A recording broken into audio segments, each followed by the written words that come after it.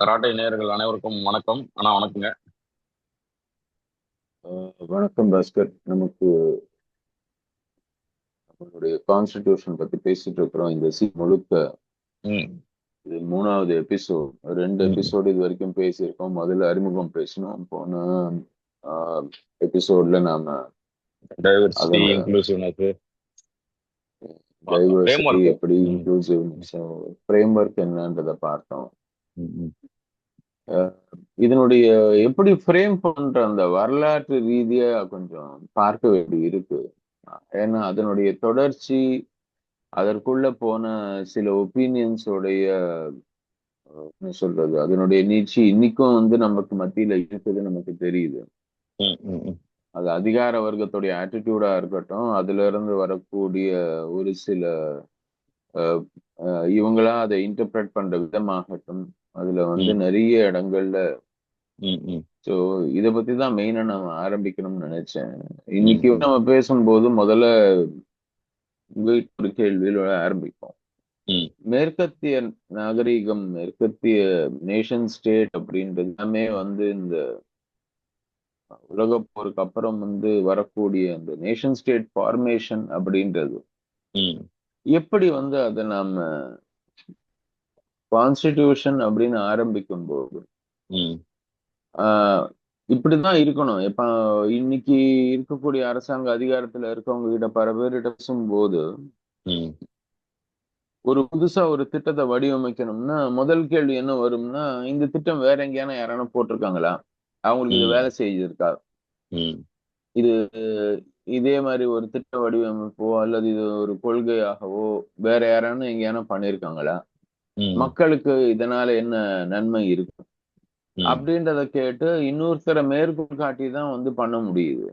ம், அதே ம், சமயம் இது மாதிரி ம், செய்யக்கூடிய கொள்கைகளோ திட்டங்களோ திட்டத்துடைய வடிவமைப்போ ம், ஆஹ் அதை தாண்டி இங்க அத அப்படியே அதை தழுவி நாம இங்க பண்ணா கூட ம், ம், ஒரு மாற்றங்கள் நாம செய்ய வேண்டி இருக்கு, செஞ்சுதான் ஆகணும். ஏன்னா அப்படியே எந்த விஷயத்தையும் ஒரு இடத்துல ஒரு சமூகத்துக்காக, ஒரு மக்களுக்காக இயற்றப்பட்ட ஒரு திட்டத்தையோ அல்லது ஒரு கொள்கையோ இன்னொரு இடத்துல இன்னொரு சமூகத்துக்கு, இன்னொரு தேசத்துக்கு நம்ம ம், அப்படியே எடுத்துட்டு வர முடியாது. ம், ம், ம், அப்புறம் அத அத செயல்படுத்துறதுல இன்னும் ம், பல பிரச்சனைகள் வரும். அதனால ஒவ்வொரு செயல்படுத்துதல இருக்கக்கூடிய பிரச்சனைகள ஒவ்வொன்னு எதிர்கொள்ளும் போது, நாம அதற்கான மாற்றம் நாம செய்ய வேண்டி வரும். எல்லா ம், திட்டங்கள்லயும் அதுதான் நம்ம பார்க்கிறோம். ம், ம், அது மாதிரி நம்மளுடைய இந்த கான்ஸ்டிடியூஷன்னு சொல்லும்போது, ம், நம்ம எங்க இருந்து ஆரம்பிச்சோம்? எதிலிருந்து நம்மளுடைய புரிதல் ஆரம்பிச்சது? ம், அதனுடைய சாரி அதிலிருந்து வரக்கூடிய மாற்றங்கள். ம். அதுக்கப்புறம் நாம எப்படி அத மாற்றணும்? ஏன்னா நம்ம அந்த செகுலரிசம் அண்ட் சோஷியலிசம் ஆமா. அந்த வார்த்தைகள பத்தி பேசணும். முதல் எபிசோட் பத்தி பேசணும். ம், ஏன் அந்த வார்த்தைகளோட ஸ்பிரிட் முன்னாடில இருந்தே இருந்துச்சு. அந்த வார்த்தைகள் பின்னாடி வந்திருந்தா கூட, ம், இன் ஸ்பிரிட் அந்த வார்த்தைகளுக்கான ஏன்னா அந்த வார்த்தைகள எக்ஸ்பிளிசிட்டா சொல்ல வேண்டிய தேவை முதல்ல இல்லாம இருந்திருக்கலாம். போக போக ம், அந்த வார்த்தைகள சொல்ல வேண்டிய அதை ஆம், பிரியாம்பிள்ல சேர்க்க வேண்டிய அவசியம் இருந்திருக்கு அப்படின்றதுனால ஒரு காலகட்டத்துல சேர்த்தோம் அப்படின்றத முதல் எபிசோட்ல நம்ம பேசும்போது பார்த்தோம். ம், ம், ம். இப்போ நம்மளுடைய இந்த கான்ஸ்டிடியூஷன் எந்தெந்த நாடுகளுடைய அல்லது மற்ற தேசங்களுடைய கான்ஸ்டிடியூஷன் அதனுடைய தாக்கம் கிட்ட இருக்கு அப்படின்றத கொஞ்சம் விரிவா நீங்க ம். சொல்ல முடியுமா? நீங்க ரெண்டு பெரிய கேள்வியை கேட்டிருக்கீங்க. ஒண்ணு historical perspective of the constitution ஒண்ணு, இன்னொன்னு இன்ஃபுளுயன்ஸ்டு பை அப்படின்னு ஒண்ணு. ரெண்டு கேள்வியா இருக்கு.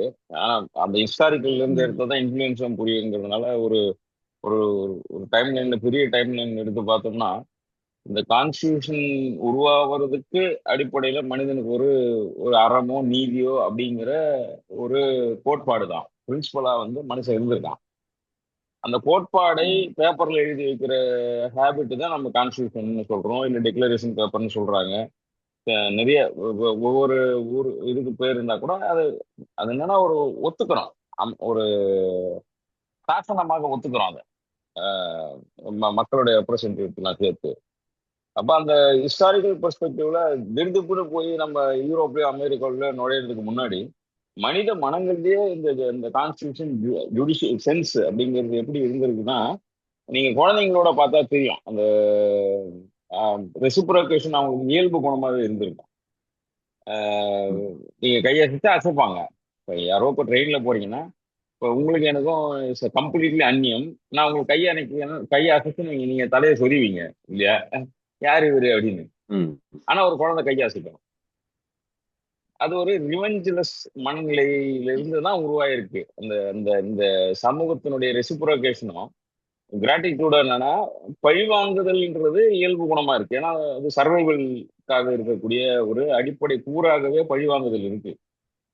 கொல்றது, திங்கிறது அல்லது அடிமைப்படுத்துவது என்பது நம்மளுடைய பயன்பாட்டுக்காகவே எல்லா உயிரினங்களும் செய்யுது. அதுல இருந்து மனிதன் எப்படி வித்ட்ரா பண்ணிக்கிறான்றத எனக்கு தெரிஞ்சு முதல் ஜுடிஷியல் சென்ஸா இருந்திருக்கும்னு தோணுது. இந்த ரிவெஞ்ச்ல இருந்து எப்படி ம். தன்னை வித்ட்ரா பண்றதுங்கிறது இருக்கு இல்லையா? பழி வாங்குதல்ல இருந்து வித்ட்ரா பண்றது. அதுக்கு ஒரு சோசியல் கோஆபரேஷன்ற ஒரு வார்த்தை வருது. இதெல்லாம் ரொம்ப இயர்லி ஸ்டேட் மனநிலையா இருந்திருக்கும். அது படிப்படியா ஃபியூடல் சிஸ்டத்துல ஒரு மாதிரி, கலோனியல் சிஸ்டத்துல ஒரு மாதிரி இருந்திருக்கும். அங்க இருந்து தான் இதை பார்க்க வேண்டியிருக்கு. இந்த ரெசிப்ரோகேஷன், அப்புறம் இந்த சோசியல் கோஆபரேஷன், இது போக வெல்ஃபேர் ஸ்டேட். ஒரு ஒரு ஸ்டேட்னு ஒண்ணு உருவானதுக்கு பிறகு வெல்ஃபேர் ஸ்டேட்னு ஒண்ணு வருது. இதெல்லாம் தான் ஆரம்ப காலகட்டத்திலேயே அறமாகவும் பொருளாகவும் வீடு பேராகவும் நம்ம இங்க பேசுறோம். இது அங்க என்ன பேசுறாங்கன்னா, இந்த கம்ப்ளீட்லி அது ஒரு நவீனத்துலதான் அவங்க கிட்ட இந்த அறம் பத்தின ஐடியா இருக்கே தவிர, நீங்க ஒரு 1500 வருஷத்துக்கு முன்னாடி அமெரிக்கால அறம் பத்தி யாரு பேசுனாங்கன்னு கேட்டீங்கன்னா நீங்க எங்க தேடினாலும் கிடைக்காது. ம். மேபி பழங்குடி மக்களுடைய எங்கேயாவது நமக்கு அவங்களுடைய ரெசிடியூ வந்தவனா எடுக்கலாம். நேட்டிவ் அமெரிக்கன்ஸுடைய வாழ்வியல் இருந்தவனா நீங்க அறத்தை எடுக்கலாமே தவிர, நம்மள மாதிரி ஒரு இல்ல திருந்திய. அவங்களுடைய அறம் சார்ந்த சில கோட்பாடுகளும் ஆவணங்களும் இருக்குது. இல்ல ஆனா தெரியலன்றா, நீங்க பரவலா சொன்ன மாதிரி தெரியப்படாம இருக்குல்ல. யூரோப்பியன்ஸ் ம், பரவலா தெரியாது. ஏன்னா தெரியாது.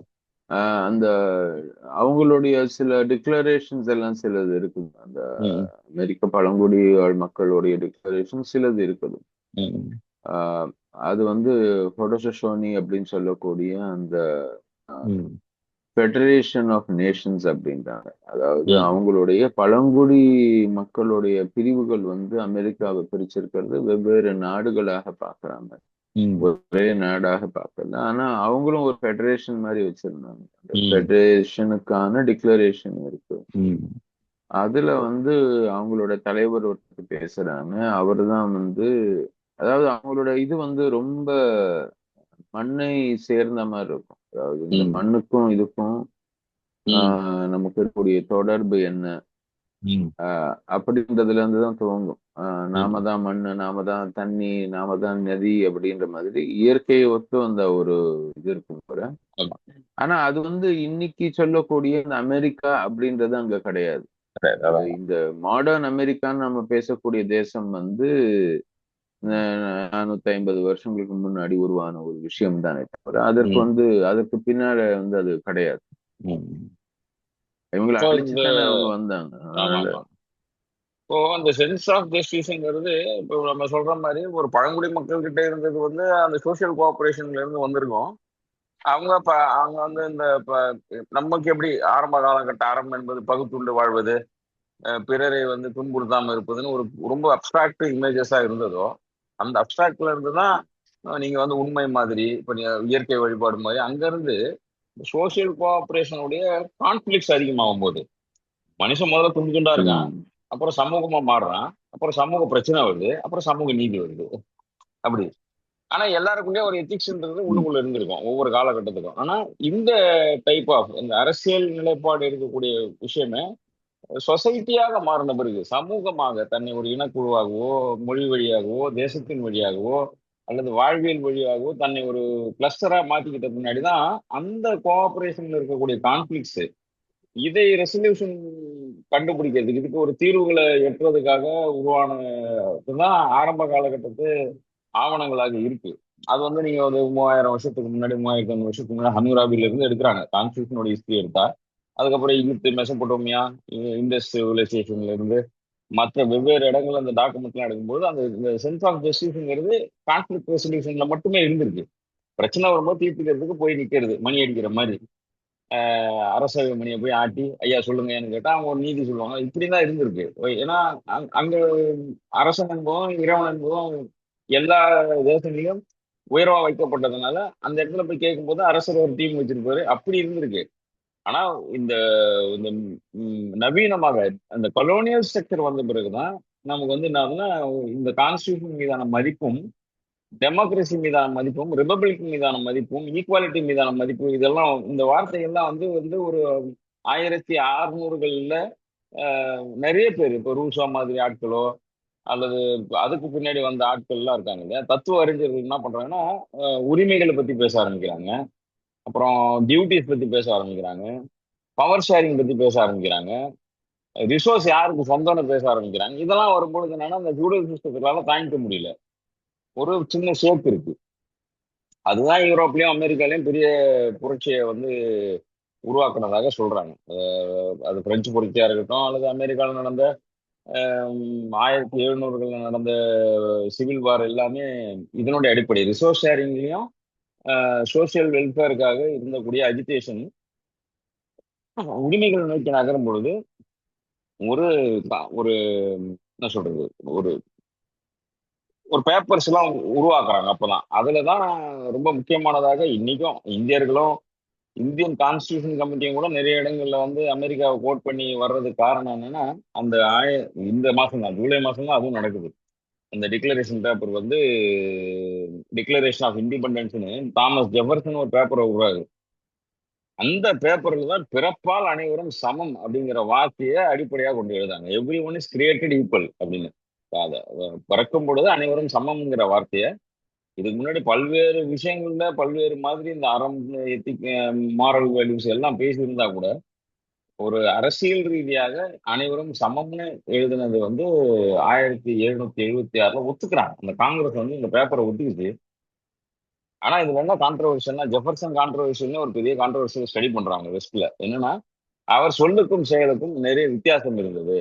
ஏன்னா அந்த டிக்ளரேஷன் ஆஃப் இண்டிபெண்டன்ஸ்ல அபாலிஷன் ஆஃப் ஸ்லேவரி ரொம்ப முக்கியமா இருக்கு. ஏன்னா அன்னைக்கு வந்து அடிமைத்தனம்ன்றது அடிமை வர்த்தகம் என்பதுதான். ஸ்லேவரின்றது ஒரு அடிமை மட்டும் கிடையாது. இன்னைக்கு நம்ம அடிமையா இருக்கோம். ஆனா அடிமை வர்த்தகம் என்பது அந்த ஸ்லேவ் ட்ரேடுங்கிறத வந்து அபாலிஷ் பண்றாங்க. நம்ம ஸ்லேவரி அபாலிஷ்ன்றது வந்து இப்ப நாம அடிமையா இல்லையா அப்படின்ற அந்த மனநிலைக்கு எல்லாம் போயிடக்கூடாது. ஆனா ஸ்லேவ் ட்ரேடை வந்து நம்ம இப்ப எல்லா நாடுகளிலும் அதை அபாலிஷ் பண்றதுக்கான முயற்சியை ரொம்ப நீண்ட காலமா எடுக்கிறாங்க. அந்த ஸ்லேவ் ட்ரேடுக்கு எதிராக எழுதினவர் அந்த ஜெஃபர்சன் அதிகப்படியான கருப்பின மக்களையும் பல்வேறு பொருளாதார ரீதியாக கீழே இருக்கிறவங்களை கொண்டு வந்து ஸ்லேவா வச்சிருக்காரு. ஆல்மோஸ்ட் 600க்கும் மேற்பட்ட நபர்களை அடிமையாக வர்த்தகம் செய்திருக்கிறார். அடிமையா வச்சிருக்க வாங்கியிருக்காரு. பணம் கொடுத்து வாங்கி பணத்துக்கு வித்திருக்காருங்கிற அந்த கான்ட்ரோவர்சி தான் இந்த டாக்குமெண்டோடைய டிராவல் ஆகுது. அதனாலதான் அந்த அமெரிக்க கான்ஸ்டியூஷன் சொல்லுக்கும் அமெரிக்க கான்ஸ்டியூஷன் படி வரக்கூடிய பிரசிடென்ட்டுடைய செயலுக்கும் இன்னைய வரைக்கும் வித்தியாசம் இருக்கும். பேப்பர் ரொம்ப ஸ்ட்ராங்கான பேப்பர். அதாவது பிறப்பால் அனைவரும் சமம் சொன்னா கூட இன்னைய வரைக்கும் இதுல என்ன பியூட்டினா, ஜெனரல் ஜஸ்டிஸ் இப்ப பேசியிருக்கிறாங்க. ரிலீஜியஸ் ஜஸ்டிஸ் பேசி ஒரு குறிப்பிட்ட இன்ஸ்டிடியூஷனுக்கு மட்டும் ஃபண்ட் பண்றதை கட் பண்ணி எல்லாருக்கும் பரவலாக்கம் பண்ணியிருக்கிறாங்க. ஃபைனான்சியல் ஜஸ்டிஸ் பத்தி பேசியிருக்காங்க. இதெல்லாம் கொண்டு வந்தாங்க. இது எல்லாம் கொண்டு வந்தா கூட அங்க ஒரு அன்னைக்கு இன்னைக்கு இருக்கிற பெரிய கான்ஃபிளிக்ட் என்னன்னா, நேட்டிவ் இந்தியன்ஸுக்கும் அந்த நேட்டிவ் அமெரிக்கன்ஸுக்கும் கருப்பின மக்களையும் எப்பயுமே ஒதுக்கியே பார்க்கிற மனநிலை என்பது ஜெஃபர்சன் உட்பட இன்னைக்கு இருக்கிற ட்ரம்ப் வரைக்கும் இருக்கிறவங்களுக்கு அது வந்து அந்த வரலாறு அப்படியே இடையில கொஞ்சம் அதை அபாலிஷ் பண்றதுக்காக இப்போ ஒபாமா மாதிரி ஆட்களோ இடையில வந்து ஆப்ரஹாம் லிங்கனெல்லாம் ட்ரை பண்ணி முடியல, ஒத்துக்க மாட்டாங்க. அந்த காங்கிரஸ் ஒத்துக்க மாட்டேங்குது. இந்த டெமோக்ராட்ஸும் ஒத்துக்கல, ரிபப்ளிகன்ஸும் ஒத்துக்கல. ஏன்னா அவங்க சமம் இல்லைன்றதை நிறுவுறாங்க. அவங்க பேப்பருக்கு ரொம்ப கான்ட்ரோவர்ஷியலாக கிட்டத்தட்ட 250வது வருஷம் இது. இன்னொரு 249வது வருஷம் அவங்களோட டிக்ளரேஷன் ஆஃப் இண்டிபெண்டன்ஸ் பேப்பர் வந்து, அதாவது அவங்களுடைய கான்ஸ்டியூஷன் வந்து அவர்கள் கொண்டு வந்த விஷயத்த அவர்களால் ஃபாலோ பண்ண முடியல. இது 250 வருஷமும் இங்க இருந்துதான் இந்தியா வேறுபடுதுன்னு நான் நினைக்கிறேன். நமக்கு வந்து இந்த கான்ஸ்டியூஷன் எவல்யூஷன்ன்றது ஒரு இன்னும் நம்ம 75 வருஷத்துல தான் இருக்கோம். இந்த 75 வருஷத்துல நாம அடைஞ்ச ஈக்குவாலிட்டியோ ஈக்விட்டியோ கூட அமெரிக்கா அடையல அப்படிங்கிறது கைப்புண்ணுக்கு கண்ணாடி எதுக்குன்ற மாதிரி உங்களுக்கு ஃபேக்ட்ஸே உண்டு. அந்த ஏன்னா இன்னைக்கும் அவங்களுக்கு வந்து உங்களுக்கு வந்து பப்ளிக் தான் ஸ்கூல் நடத்தணும்னு இருக்கும். ஆனா அந்த பப்ளிக்ல ரெப்ரசன்டேட்டிவ் மாடலே கிடையாது. இங்க நம்ம ரிசர்வேஷன் சொல்றோம் இல்லையா, அது ரிசர்வேஷன்ன்றது கான்ஸ்டியூஷன் டேர்ம் கிடையாது, அது வந்து மீடியா டேர்ம். ரெப்ரசன்டேஷன் தான் கான்ஸ்டியூஷன் டேர்ம். அவர்களுக்கான ஒதுக்கீடு கிடையாது, அவர்களுக்கான பங்களிப்பு, அவர்களுக்கான உரிமையா தான் அதை பார்க்கணும். ஒதுக்கலாம் தரல இதுங்கிறது தான் அந்த டேர்ம். அது இங்க அவங்க கிடையாது. அதாவது எஜுகேஷன் வந்து ஸ்டேட் ஃபண்டட் எஜுகேஷன் தான். ஆனா அந்த எஜுகேஷன்ல உங்களுக்கு நேட்டிவ் அமெரிக்கன்ஸுக்கோ அல்லது கருப்பின, குறிப்பாக கருப்பின மக்கள்னு சொல்லக்கூடிய மக்களுக்கோ இந்த ரேசிசம், அந்த இந்த டிஸ்கிரிமினேஷனும் அந்த டிவைடும் வந்து இன்னி வரைக்கும் சால்வ் ஆகல. ஏன்னா இப்ப வந்து போன இப்ப 2வது முறையா ட்ரம்ப் வந்த பிறகு கூட எத்தனையோ முயற்சிகள் எடுக்கிறாங்க இந்த மெடிக்கல் இன்சூரன்ஸ் இவங்களுக்காக, பிளாக்ஸ்க்காக எடுக்கிறாங்க. அதை ஒத்துக்கவே மாட்டுறாரு. அந்த அந்த அமைப்பு ஒத்துக்க மாட்டேங்குது, அவங்களுக்கு இருக்கக்கூடாது சோசியல் செக்யூரிட்டி என்பது, அவங்களுக்கு இருக்கக்கூடாதுங்க. அப்ப யோசிச்சு பாருங்க, பிறப்பால் அனைவரும் சமம் என்பதை அடிப்படையாக கொண்ட, அதுக்கு பிறகுதான் சோசியல், அதுக்கப்புறம் தான் ஃப்ரெட்டர்னிட்டி, அதுக்கப்புறம் தான் டெமோக்ராட்டிக், அது இதெல்லாம் வந்து இதுக்கு கீழே தான், பிறப்பால் அனைவரும் சமத்துக்கு கீழே தான் இது எல்லாம் வந்தாலும் 250 வருஷமாக அவங்க எவால்வ் ஆக முடியாத ஒண்ணு நாம எப்படி எவால்வ் ஆகணும், நாம இந்த 100 ஆண்டுல என்ன பண்ணியிருக்கோங்கிற இது ரெண்டும் பிரிச்சு பார்த்தாலே இந்த கான்ஸ்டியூஷன்ல நமக்கு ஒரு பெரிய புரிதல் வரும்னு நினைக்கலாம். ஆஹ் அதுக்கு அடிப்படை விஷயம் என்னன்னா, எனக்கு 2 பேரு இதுல ஞாபகம் வந்துட்டே இருக்கிறாங்க. ஒண்ணு வந்து இந்த பிறப்பால் அனைவரும் சமம் என்பதை பேப்பர்ல வர்றதுக்கு முன்னாடியே கல்வெட்டுல கொண்டு வந்தது வந்து புத்தர். பிறப்பால் அனைவரும் சமம், அதுல ஏற்றத்தாழ்வு இல்லை, அதுல நீங்க சொல்ற மாதிரி இல்லை, அந்த செய்தொழில் வேற்றுமை தான் உண்டே தவிர அப்படின்னு எப்படி திருக்குறள் சொல்லுதோ அதே வார்த்தையை புத்தரும் சொல்றாரு. அவன் அவன் செய்யக்கூடிய தொழில்னாலேயோ அவனுடைய பழக்க வழக்கங்களாலேயோ ஒருத்தன் வித்தியாசப்படலாமே தவிர அது வேறுபாடு இல்லைன்றது. அப்போ இந்த என்ன சொல்றது, டீலிமிட்டேஷன் ஆஃப் டிசிமிலாரிட்டிஸ்னு பிராக்டிஸே வச்சிருக்காரு அவரு. உங்களுக்கு வந்து அது ஒரு லிமிடேஷன், டிசிமிலர்ன்றது ஒரு லிமிடேஷன் அது அப்படின்னு ஒரு ஒரு பயிற்சி முறையே நடத்திருக்காரு புக்குகளுக்கு. அப்போ அந்த பிறப்பால் அனைவரும் சமம் என்பதை உணர்றதுக்கு பயிற்சியே வச்சிருக்காரு. இது வந்து நம்மளுடைய ஏன்ஷியன்ட் இதுவா இருக்கு. அதுக்கு பிறகு எல்லா புத்தர் மட்டும் இல்ல, அது ஜெயினமோ அல்லது வேதிக் ரிலிஜன்லயோ கூட அவங்க என்ன பண்றாங்கன்னா பிராக்டிஸ்ல தான் பிரச்சனை வருதே தவிர சமம் என்பதை ஒத்துக்கிற டெக்ஸ்டா தான் எல்லாமே இருக்கு. நீங்க எல்லா ரிலீஜியத்துக்கும் எல்லாம் சமம் தான், ஏன்னா ஒரு இடத்துல இருந்து தான் உற்பத்தி ஆகுது அப்படிங்க. இவர் அதிகமா இருக்கிறாரு, இது எங்கிருந்தும் உற்பத்தி ஆகல, இதுதான் அங்க இருக்கு அப்படிங்கிற மாதிரி, ஒரு நன்ல இருந்து தான் வந்தது, ஒரு வாயில இருந்து தான் நம்ம உருவாயிருக்கோம், ஒரு ஆள் உற்பத்தி பண்ணல அப்படிங்கிறத ஒத்துக்கிறாரு. அதுக்கு நிறைய மெட்டபரிக்கலாவும் சொல்றாரு. இங்க இருந்து எவால்வ் ஆகி அதுக்கப்புறம் பல்வேறு ஹிஸ்டாரிக்கல் என்ன சொல்ற டைனமிக்ஸ்ல மாட்டி ஒரு இடத்துல வந்து நிக்கிறோம் கலோனியல் ஸ்ட்ரக்சர்ல. அப்போ கலோனியல் ஸ்ட்ரக்சர்ல இருந்து டீகாலனைஸ் மனநிலைக்கு நம்ம காங்கிரஸ் நகர்த்தும் பொழுது அங்க இப்போ நமக்கு தெரிஞ்சு இப்போ காங்கிரஸ் அப்படின்னாக்கா நேருவியன் ஃபேமிலி வித் அவங்களுடைய ஆம், அவங்களுக்கு துணை நின்ற நபர்கள், ஒரு பக்கம் ஐடியாலஜிக்கலா காந்தி, இன்னொரு பக்கம் இந்த டிஸ்கிரிமினேஷன்ல இருந்து விடுபட்ட அம்பேத்கர். இந்த 3 அமைப்பும் சேர்ந்து ஒன்னோட ஒண்ணு முரண்பட்டு வளர்த்து எடுத்ததை தான் நான் கான்ஸ்டியூஷனை பாக்குறேன். ஏன்னா இன்னைக்கு வந்து 73rd அமெண்ட்மெண்ட் வர்றதுக்கு காரணம் திடீர்னுலாம் வந்துடல. அதான் 1910 இருந்தே காந்தி வந்து வலியுறுத்தி இருக்காரு, 30கள்ல உறுதியா சொல்றாரு. மோதிலால் கமிட்டியா உருவான காலகட்டத்தில இருந்து பஞ்சாயத்து ராஜ் என்பதுதான் இந்தியாவுக்கு வந்து ஒரு சரியான மாடலா இருக்க முடியும். டீசென்ட்ரலைஸ்டு பவர் தான் அந்த அந்த வார்த்தை வந்து அந்த தெசில் அப்படின்ற அந்த இன்னைக்கு நம்ம சொல்றோம் இல்லையா, அந்த தெசில்தார் அப்படிங்கிற வார்த்தைக்கு வந்து அந்த டீசென்ட்ரலைஸ்டு பவர் வந்து ரொம்ப அவசியங்கிறத காந்தி வலியுறுத்தினே இருக்கிறாரு. இது கான்ஸ்டியூஷனுடைய அவர் நேரடி பங்களிப்பாளர்னா கூட தத்துவார்த்த ரீதியாக அந்த கான்ஸ்டியூஷனை ஒரு ஸ்டேபிள் ஸ்ட்ரக்சரை கொண்டு வர்றதுக்கு ஒரு உதவியா இருக்கு இன்னி வரைக்குமோ.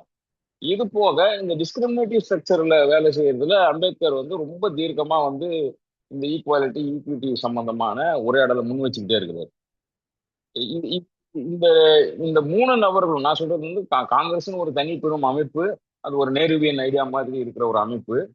அந்த நேருவியன் ஐடியாவோட அதுல இருந்தும் இன்னும் கொஞ்சம் மேலுப்பட்ட ஐடியால இருந்து ஒரு பிலாசபி ஸ்டேட்ல இருக்கிற காந்தி, 2வது பிராக்டிக்கல் இம்ப்ளிகேஷன்ஸ் பத்தி நன்னா தெரிஞ்ச ஒரு சட்டமேதையாக இருக்கிற அம்பேத்கர்.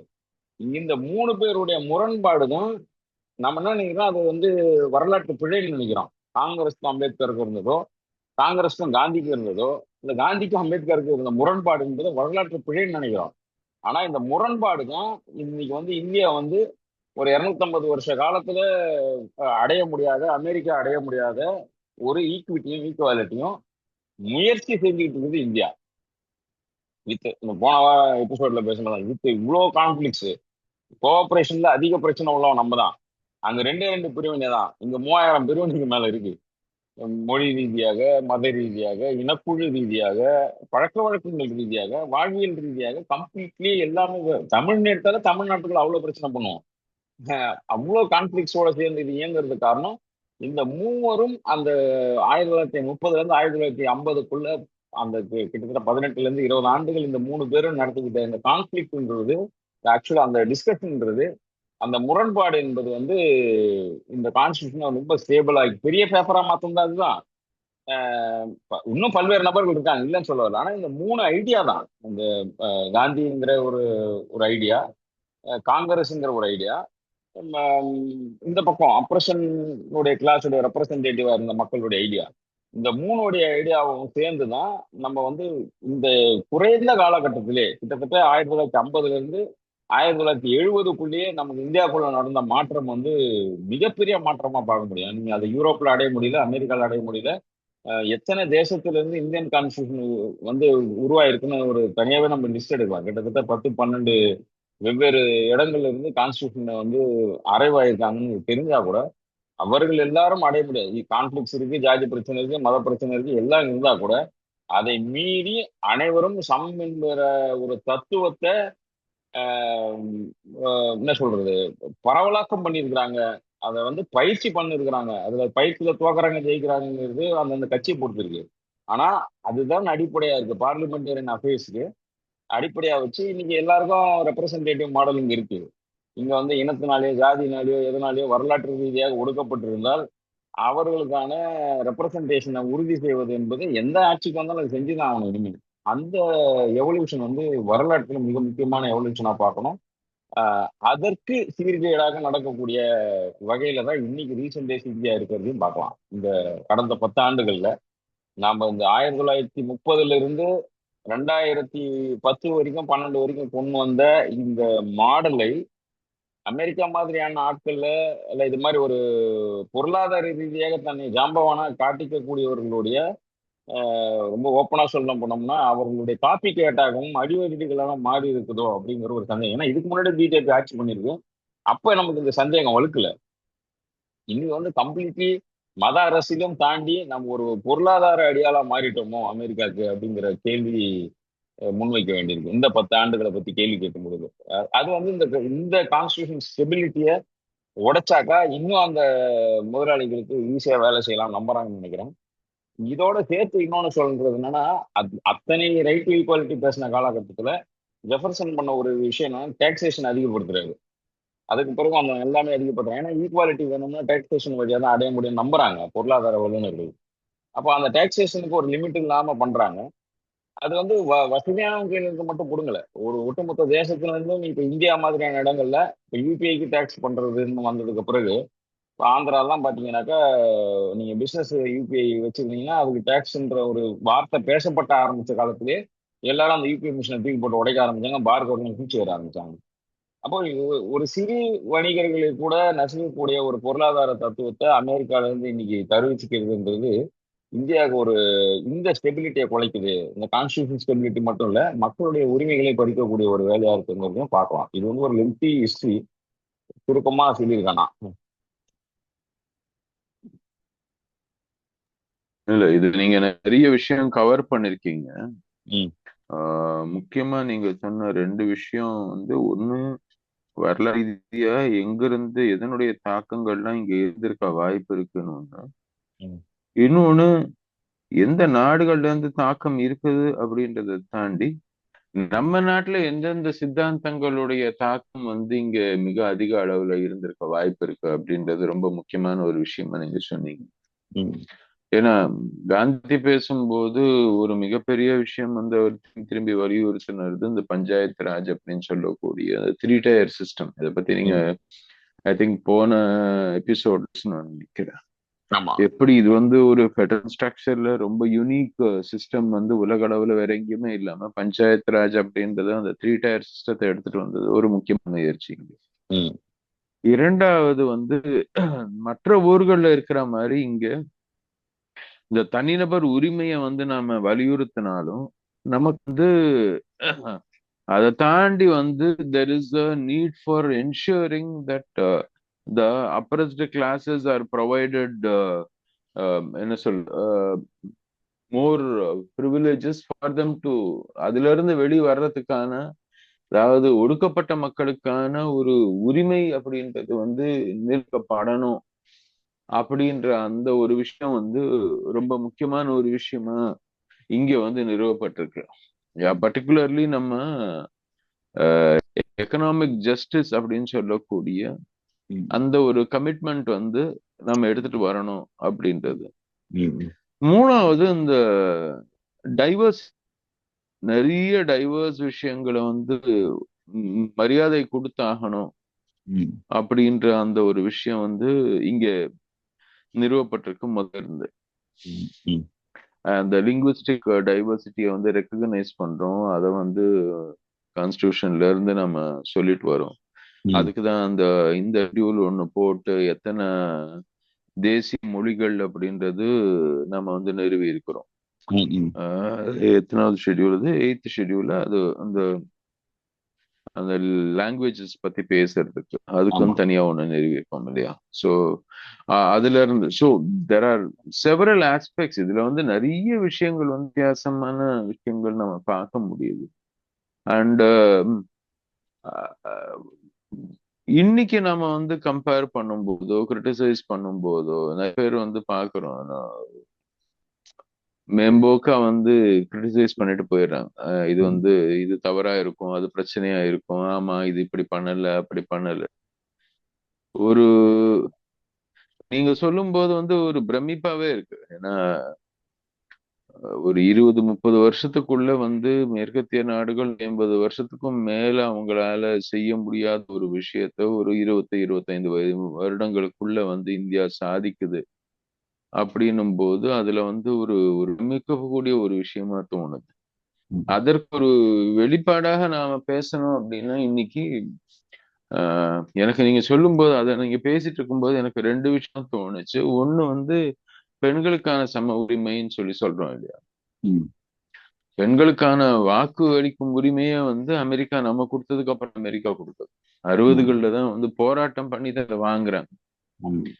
அதே சமயம் ஒரு பெண்ணை வந்து இன்னைக்கு வரைக்கும் ஜனாதிபதியா அவங்க வந்து ஏத்துக்கக்கூடிய மனப்பான்மை அங்க இல்ல.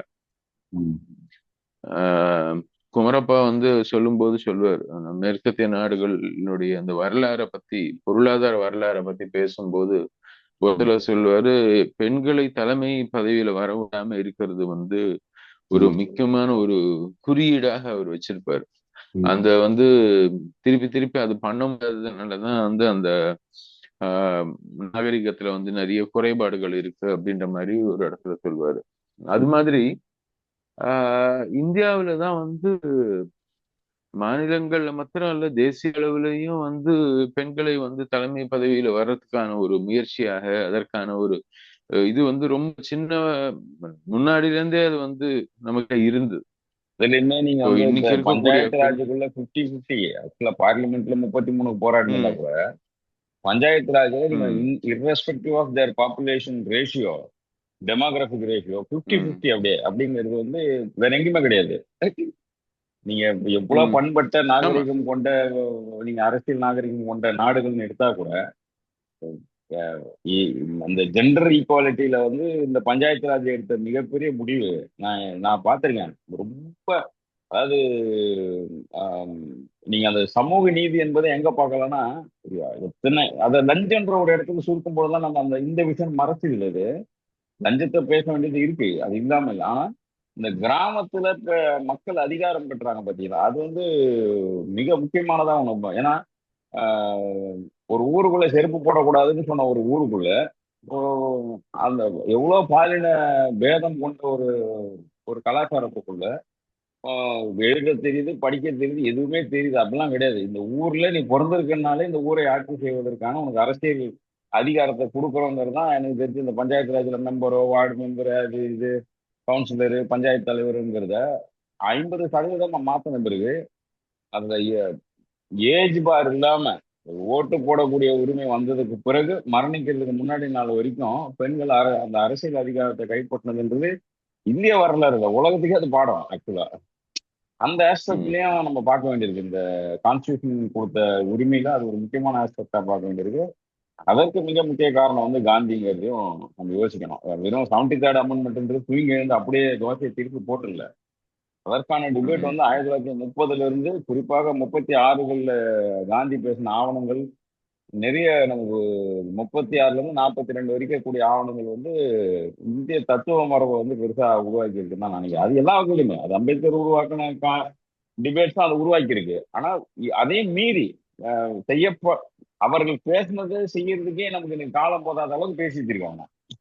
ஒரு 35ல பேசின ம், ஒரு விஷயத்த நம்ம 92 93ல நிறைவேற்றுறோம். அவ்வளோ ம், காலம் எடுத்திருக்கு அந்த இந்த விஷயத்த மக்கள் கிட்ட கொண்டு வந்து அதை இது பண்ணி இன்னைக்கு அதுக்கு எதிர்த்து பேசக்கூடிய ஆட்கள் வந்து இன்னைக்கு குறைவானதுக்கு காரணம் ஒரு பக்கம் கான்ஸ்டியூஷனா இருந்தாலும் நான் அதை தான் சொல்றேன். இந்திய மக்கள் இந்த சமநிலை என்பக்கூடிய கருத்தை இதுல ரொம்ப முக்கியமானது என்னன்னா இந்த ஜெஃபர்சனுடைய டாக்குமெண்ட்ல இருக்கக்கூடியது என்னன்னா ஜெஃபர்சன் 20 வருஷம் கழிச்சு மறுபடியும் ஒரு டிபேட்டை உருவாக்குறாரு ஸ்டேட் சென்ட்ரல். இப்ப இந்த அதிகார பகிர்மானம்ன்றதுனால அதையும் பேசணும்னு நினைக்கிறேன், டக்கு ஞாபகம் வருது. அப்போ அது 76க்கு அப்புறம் 96ல மறுபடியும் ஒரு பெரிய ஒரு சிவில் வார் மாதிரி ஒரு பிரச்சனையை சந்திக்கிறாங்க. காரணம் ஸ்டேட் சென்டருக்கான மாநிலங்களுக்கான உரிமையை பத்தி அப்பதான் பேசுறாங்க அவங்க. நாம வந்து மாநில உரிமையை வந்து ம், கான்ஸ்டியூஷன் தயாரிக்கிறதுக்கு முன்னாடியே பேசிட்டோம். இவங்க என்ன பண்றாங்க, கான்ஸ்டியூஷன் ம், தயாரிச்சு ஒரு 4 பீரியட் ஆட்சி பண்ணிட்டு அதுக்கப்புறம் மாநில உரிமை பத்தின சண்டை வருதாங்க ஸ்டேட் சென்டர் பாலிடிக்ஸ். அப்போ ஒரு வார்த்தை இதெல்லாம் பேசிட்டு அப்போ உரிமைன்னு வரும்பொழுது அங்க ரெப்ரசன்டேஷனுக்காக நேட்டிவ் அமெரிக்கன்ஸ் பத்தின ரெப்ரசன்டேஷன்ல தே குட் பி ஈக்குவல்னு ஒரு வார்த்தையை பயன்படுத்திடுறாரு அவரு. அவர்கள் நமக்கு சமமானவர்களாக இருக்கலாம் அப்படின்றாரு. இந்த ம், மாதிரி வார்த்தை கூட இந்தியால கிடையாது. தே குட் பி ஈக்குவல்லாம் கிடையாது. இங்க அந்த இந்த குட்டு வில்லு ஷேல் எல்லாம் அம்பேத்கர் ரொம்ப தீர்க்கமா பயன்படுத்தியிருக்காரு. அத ம், நீங்களும் சமம்தான் அப்படின்னு சொல்றது எப்படி? உங்க வீட்லயும் நான் சாப்பிடுவேன் அப்படிங்கிற மாதிரி. நான் இந்த இந்த புது ம், அரசியல்வாதிகள் பண்றாங்களா தலித் வீடுகள்லாம் நாங்க சாப்பிடுறோம் அது மாதிரி தே குட் பி ஈக்குவல். நீங்க எனக்கு ம், சமம் தான் சொல்றது ஆக்சுவலி வந்து இந்தியன் கான்ஸ்டியூஷன் வந்து நமக்கு வலியுறுத்தி இருக்கு. அதை ம், நடைமுறைப்படுத்துறதுக்கான தோல்வி இருக்கலாமே தவிர நீ எனக்கு சமம் தான் சொல்றதே அது நீ வந்து ஒரு உன்னை சுப்பீரியரா ஃபீல் பண்றன்ற ஒரு கில்ட்ட கான்ஸ்டியூஷன் நமக்கு உருவாக்குது ஆக்சுவலா. ஆனா அமெரிக்கால ஒன்னும் அந்த வார்த்தை இருக்குல்ல, ம், தே குட் பி ஈக்குவல்ன்றான். அதுலயுமே ம், ம், பிளாக்ஸ் வந்து ம். தே குட் பி ஈக்குவல் கூட வரல. இது வந்து ரொம்ப நுணுக்கமான ஒரு இதுவா பாக்குறேன் நான் இந்தியால. அது நடைமுறையில இல்ல சிக்கல் இருக்கணுமே தவிர. சொல்லுங்க. கரெக்ட். நடைமுறையில சிக்கல் இல்லாம இல்ல. நடைமுறை வந்து ஒவ்வொரு திட்டம், ஒவ்வொரு விஷயமும் நம்ம வந்து செயல்படுத்தும் போது நடைமுறையில நிறைய பிரச்சனைகள் வரதுக்கான வாய்ப்பு இருக்கு. அது அந்தந்த சமூகம் அங்க இருக்கக்கூடிய பிரச்சனைகள் அதை பொறுத்து இருக்கு. இருந்தாலும் ஒரு தேசத்தை நிர்வகிக்கும் ஒரு நிர்மாணம் செய்யும் போது வந்து முதல்ல கட்டு உருவாக்கும் போது வந்து அதற்குள்ள போன சிந்தனைகளை பார்க்கும்போது இன்னைக்கு வந்து ஒரு வியக்க வைக்கிற விஷயமா இருக்கு. ஏன்னா வேற யார்கிட்டயும் இந்த மாதிரி ஒரு சுச்சுவேஷனும் கிடையாது. வேற யார்கிட்டயும் இந்த மாதிரி ஒரு அசாதாரண ஒரு நம்பிக்கையும் இல்லாம இருந்து, அதாவது மக்கள் மேல இத வந்து நீங்க இப்போ சொல்லும் போது எனக்கு தோணுச்சு. நீங்க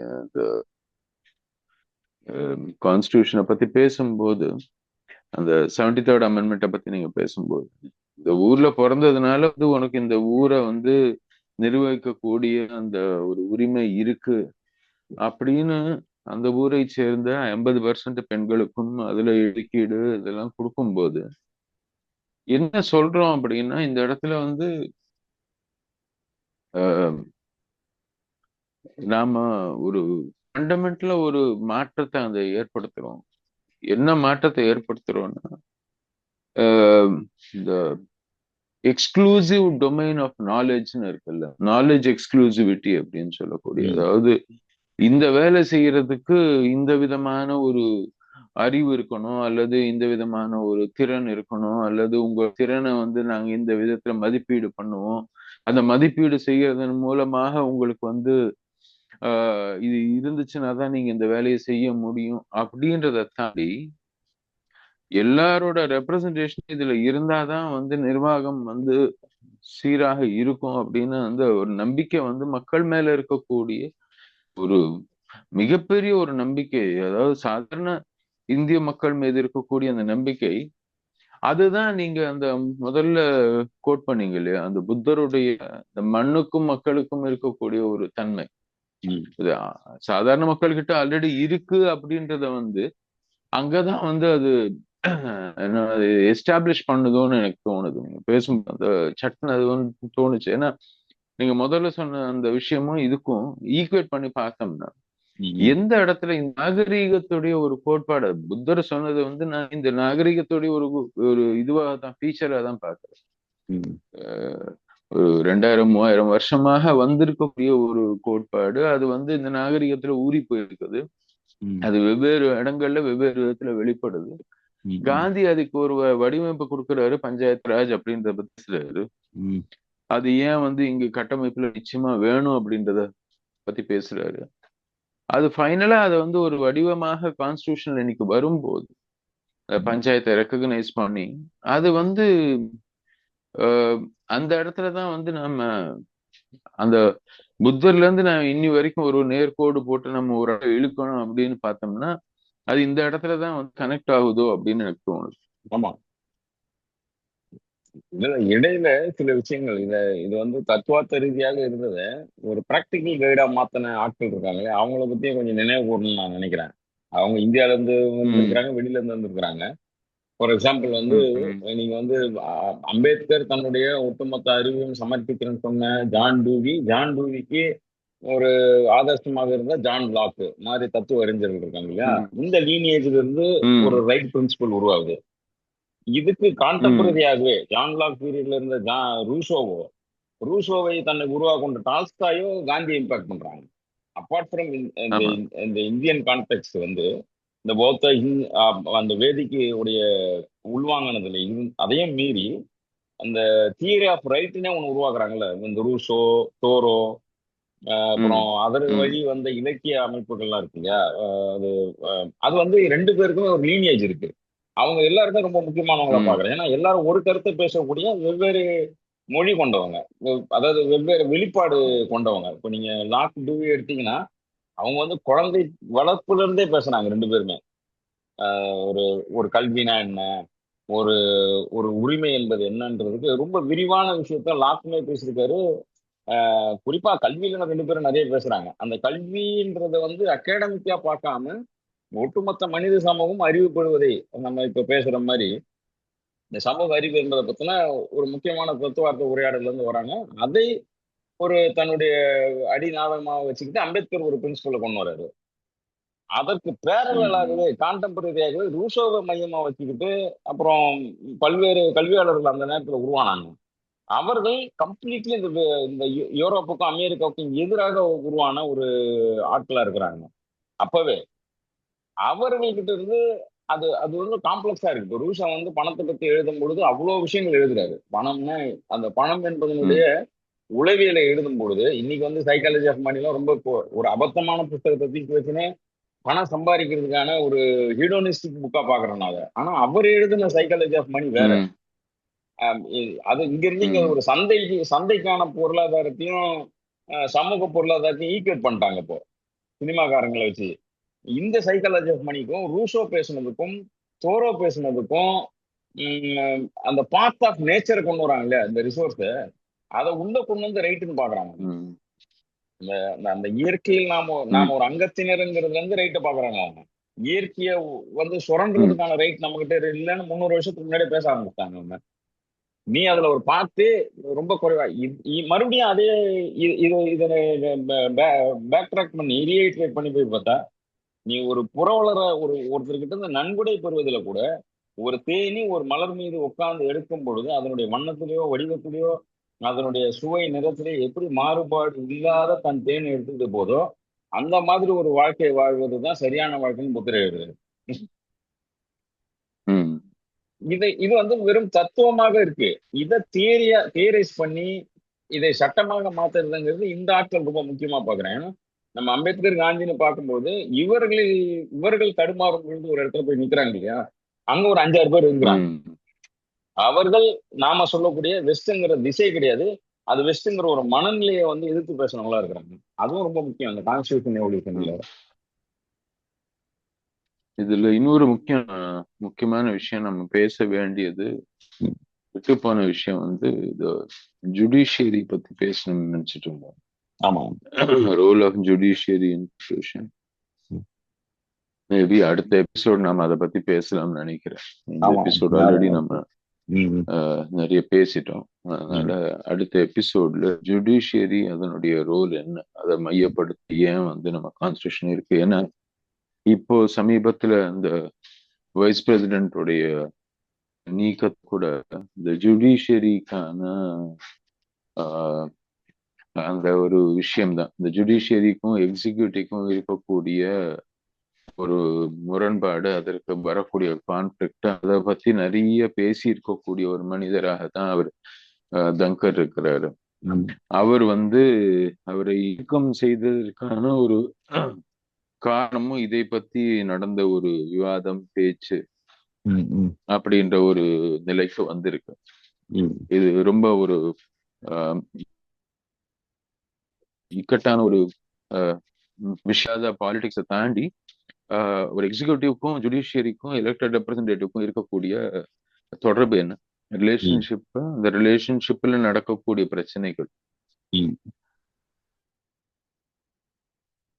அப்போ அடுத்து அடுத்த இதுல பேசுவோம்னு நினைக்கிறேன். தொடர்ந்து கேளுங்க. ஒரு வரலாற்று பின்னணி மட்டும் கிடையாது, மனித மனதில் ஏற்படக்கூடிய மாற்றம்ன்றது ரொம்ப முக்கியமா இருக்கு. இன்டர்னலைஸ் ஆயிருக்காங்க மக்கள்ன்றதை நம்ம ஒத்துக்கணும். அது கடைசியா ஒண்ணு மட்டும் சொல்லிக்க விரும்புறேன். அட்மினிஸ்ட்ரேஷன் சிக்கலை தத்துவ சிக்கலாக கன்வெர்ட் பண்ற இது வந்து ஊடகவியலாளர்களுக்கு ஒரு புரிதலின்மையா பாக்குறேன். ஒரு விஷயத்தை மேனேஜ் பண்றதுல இருக்கக்கூடிய சிக்கலை அது இந்தியா என்கிற தத்துவத்தையே தப்பானது, அரசு என்பதே சாக்கடை, கான்ஸ்டியூஷன் என்பது ம், குப்பை மாதிரியான இந்த வார்த்தைகள், அட்மினிஸ்ட்ரேஷன் சிக்கல் தீர்க்கப்பட வேண்டியது. அதுக்கு வழியும் இருக்கு, அது அந்த பேப்பர்ல இருக்கு. அது ஜுடிஷியல் வழியா போனாலும் சரி, பார்லிமெண்ட் வழியா போனாலும் சரி, அதற்கான தீர்வுகள் அங்க இருக்கு. இங்கே செயல்படுத்தக்கூடிய நடைமுறைப்படுத்தக்கூடிய இடங்கள் இருக்கக்கூடிய தவறை ஒட்டுமொத்த தத்துவமோ அல்லது அது தாங்கி நிற்கக்கூடிய ஃபண்டமெண்டல்ஸோ தப்புன்னு சொல்லக்கூடிய பார்வை வந்து குறிப்பாக ஊடகவியலாளர்கள் வந்து புரிஞ்சுக்கணுங்கிறது என்னுடைய இறுதி கருத்தா சொல்லி நிறைவு பண்ணிக்கிறேன். ராட்டை நேயர்கள் அனைவருக்கும் நன்றி. தொடர்ச்சியா பேசுவோம். தொடர்ச்சியா பேசுவோம். நன்றி.